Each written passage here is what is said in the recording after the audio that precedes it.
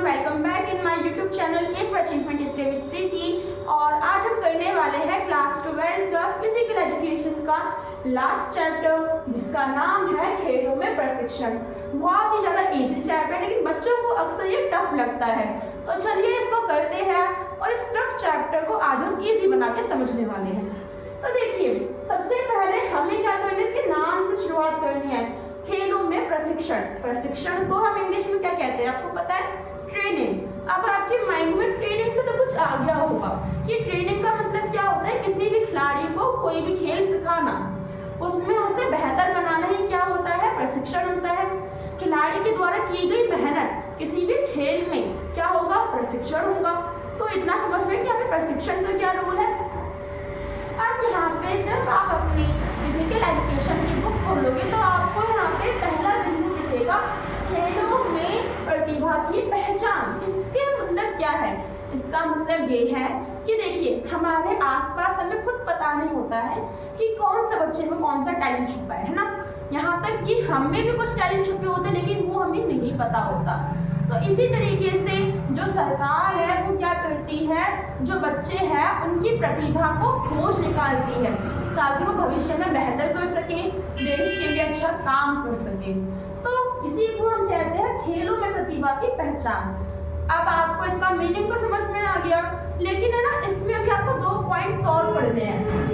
सबसे पहले आता है महत्व, दूसरा आता है मापदंड। का महत्व का मतलब क्या है कि खेलों में प्रतिभा की पहचान क्यों इतनी ज्यादा इम्पोर्टेंट है। ठीक है, तो पहला क्या आता है कि एक बेहतरीन खिलाड़ी की खोज के लिए खेलों की प्रतिभा होना जरूरी है। सेकंड क्या होता है कि जो खिलाड़ी है, जो बच्चा है, जो युवा है, उसके अंदर जो कला छुपी हुई है, जो प्रतिभा छुपी हुई है, उसको निकालना, उसको निखार के लाना ताकि वो खेल में आगे जा सके। और जब ऐसे बच्चे आगे जाते हैं तो वो देश का क्या करते हैं? नाम रोशन करते हैं।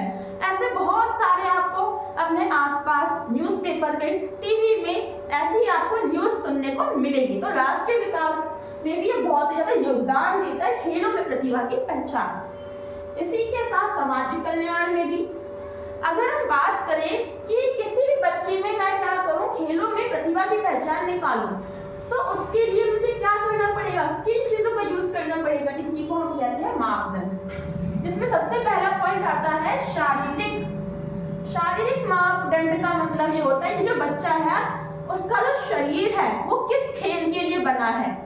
ठीक है, जैसे कि जो लंबे होते हैं तो वो जंपिंग में जा सकते हैं, जो थोड़े से मोटे होते हैं तो वो गोला फेंकने वाली गेम में जा सकते हैं। तो अगर उसका जो शरीर है वो उस गेम के अकॉर्डिंग होगा तो इजी बात है कि वो उस वाली गेम में जा सकता है। मतलब कि उसका शरीर कैसा है, उसकी गेम के अकॉर्डिंग। सेकंड आता है मनोवैज्ञानिक मापदंड, मतलब कि जो बच्चा है, जो युवा है, उसे किस खेल में रुचि है। फिर आता है तकनीक, जो बच्चा है, जो युवा है, जो खेल सीख रहा है, तो उसको सीखने में उसे बहुत सारी तकनीक का यूज करना पड़ता है। क्या उससे वो वाली तकनीक समझ में आ रही है? समझ में आ रही है तो उसे कैसे समझ में आ रही है, जल्दी, धीमी, तो इसको हम कहते हैं तकनीक। और एट द लास्ट परिणाम, कि जो बच्चा है अगर उसने तकनीकें सीख भी ली, अगर वो इन सब में सक्सेस हो भी गया, तो एट द एंड क्या रिजल्ट आता है। तो आई होप कि आपको मापदंड समझ में आ गए होंगे कि अगर हम किसी भी बच्चे में प्रतिभा की पहचान करते हैं तो उसके लिए शारीरिक, मनोवैज्ञानिक, तकनीकी जो और परिणाम जो मापदंड है उसका यूज करते हैं। अगला आता है खेलों में प्रशिक्षण की विधि, कि जब हम किसी बच्चे को ट्रेनिंग देते हैं तो ट्रेनिंग देते समय कौन कौन सी विधियों का यूज किया जाता है या फिर कौन कौन से चक्र होते हैं। तो जो चक्र है वो मेनली 3 होते हैं। पहला होता है माइक्रो, दूसरा होता है मैसो और तीसरा होता है मैक्रो। अभी जो माइक्रो जो चक्र है ये 1 वीक का चक्र होता है, जिसमें जो बच्चा होता है वो 1 हफ्ते तक ट्रेनिंग लेता है। मैसो में जो बच्चा होता है वो 2 से 6 वीक तक ट्रेनिंग लेता है। और मैक्रो में जो बच्चा होता है ये 52 वीक, 52 वीक्स, इट्स मींस 1 साल के लिए ट्रेनिंग लेता है। तो ये होते हैं हमारे प्रशिक्षण चक्र, जिसमें से आपके क्वेश्चन बनते हैं इंपॉर्टेंट है। अब इतना तो हमें समझ में आ गया। अब हमें आगे क्या देखना है कि हमें इस पूरे चैप्टर में क्या क्या चीजें पढ़नी है। तो देखिए हम यहाँ पे शक्ति, गति, सहन क्षमता, लचक, तालमेल, इन सबको आपने क्लास 11th में भी पढ़ा होगा। तो ये तो हमें पता चल गया कि हमें ये पढ़ना है, लेकिन हमें आखिर में इसमें पढ़ना क्या है। तो हमें यहाँ पे इन सबके प्रकार याद करने हैं, प्लस इसको हम कैसे बढ़ा सकते हैं उसकी विधियां भी याद करनी है, और एट द एंड हमें लास्ट में सर्किट ट्रेनिंग भी याद करना है। अब जो सर्किट ट्रेनिंग है इसका मतलब होता है कि हम क्या करते हैं, कुछ व्यायाम करते लगातार, ठीक है। सर्कुलर वे में हम व्यायाम करते हैं कि पहले हम ये वाला करेंगे, फिर हम दूसरे नंबर पे ये वाला करेंगे, तो इसको हम कहते हैं सर्किट ट्रेनिंग। अब ये भी दो भागों में है, एक होता है 6 व्यायाम और एक में होते हैं 10। तो चलिए अब हम आगे बढ़ते हैं और इसको और ज्यादा अच्छे से समझते हैं।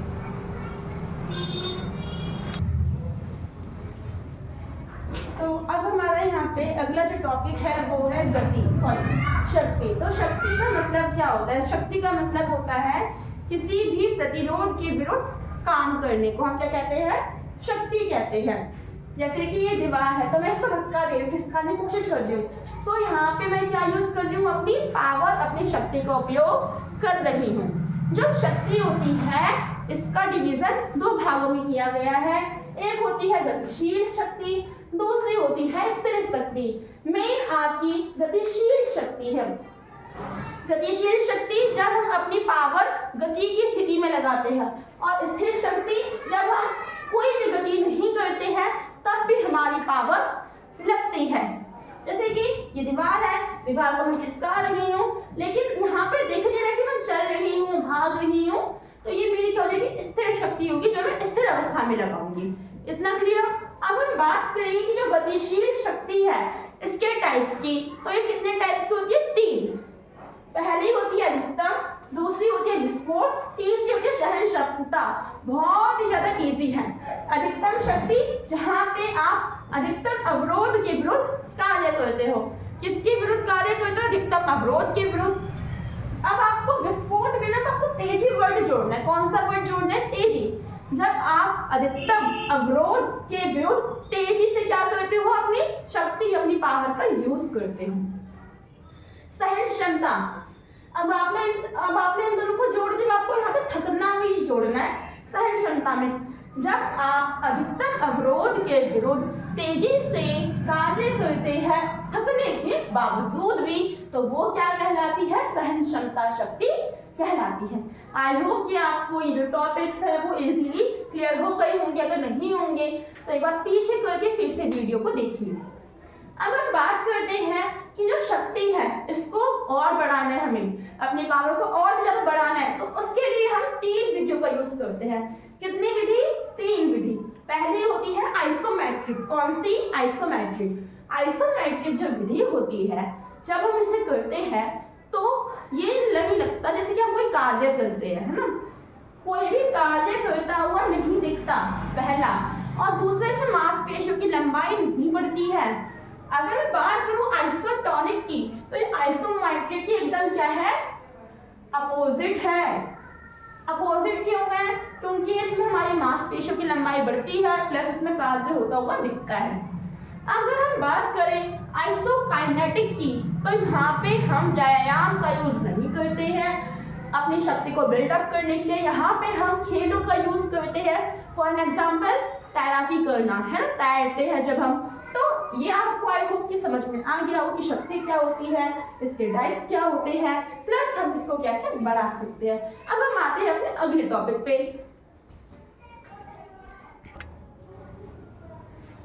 तो अब हम बात करने वाले हैं अपने अगले टॉपिक जिसका नाम है सहन क्षमता।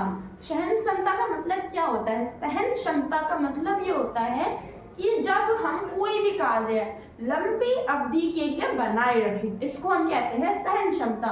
जैसे कि मैं यहाँ पे खड़ी हूँ, अब मैं यहाँ पे जितनी देर के लिए खड़ी रहूंगी वो मेरा होगी सहन क्षमता होगी। तो आई होप कि आपको सहन क्षमता का मतलब समझ में आ गया होगा।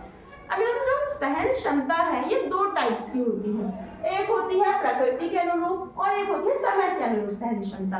प्रकृति के अनुरूप जो सहन क्षमता होती है ये 3 प्रकार की होती है। कितने प्रकार की? 3। पहला होता है मूलभूत, दूसरा होता है सामान्य और तीसरा होता है विशिष्ट। मूलभूत जो सहन क्षमता होती है इसमें आपकी जो मांसपेशियां होती हैं, जो मसल्स होती है, वो धीमी गतिविधि करती है ना, एक ही कार्य को धीमी गतिविधि द्वारा बना के रखती है।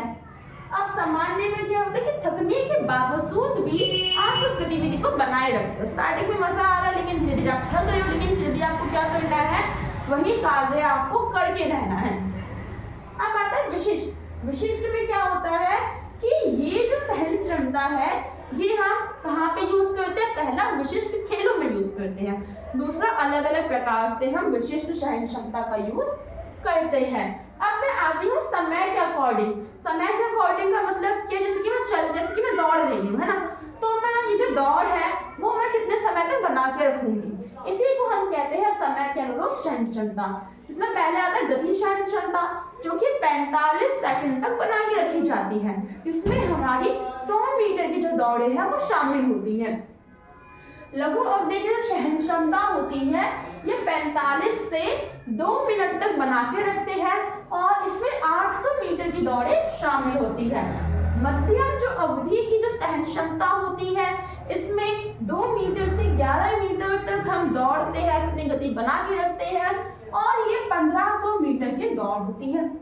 यदि मैं बात करूं दीर्घ अवधि की तो 11 मिनट से ज्यादा की जो दौड़े होती है उसको दीर्घ अवधि सहन क्षमता या फिर दौड़े कहते हैं, जिसमें हम 5000 मीटर जो हमारा एरिया उसको कवर अप करते हैं। अब हम आगे जानते हैं कि अपने स्टेमिना, अपनी सहन क्षमता को बढ़ाने के लिए हम कौन कौन सी विधियों का यूज कर सकते हैं।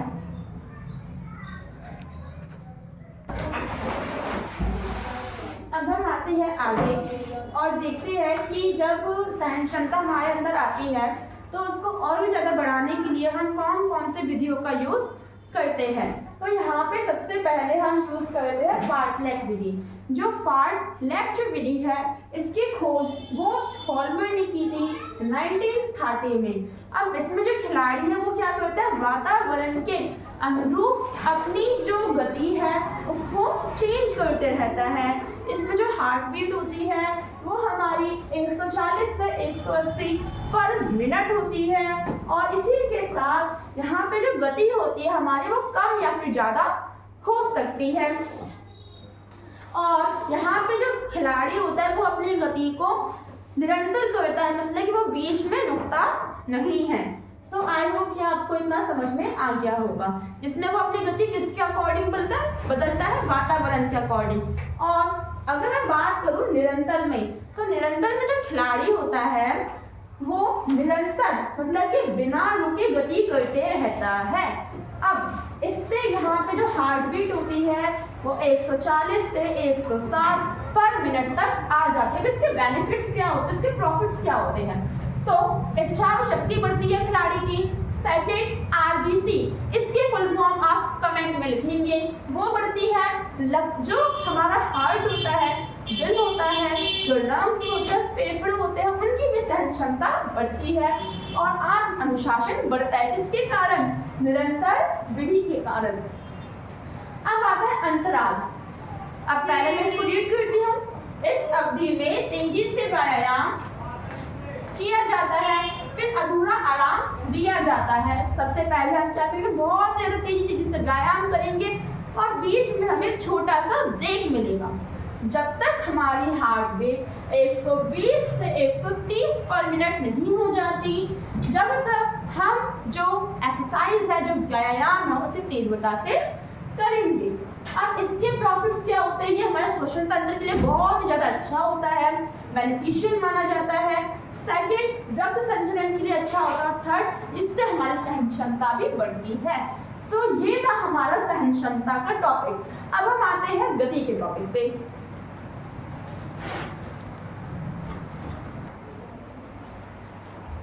तो चलिए अब हम अपना अगला टॉपिक करते हैं, जिसमें आता है गति। गति का तो मीनिंग आपको पता ही होगा, मूवमेंट करना, है ना।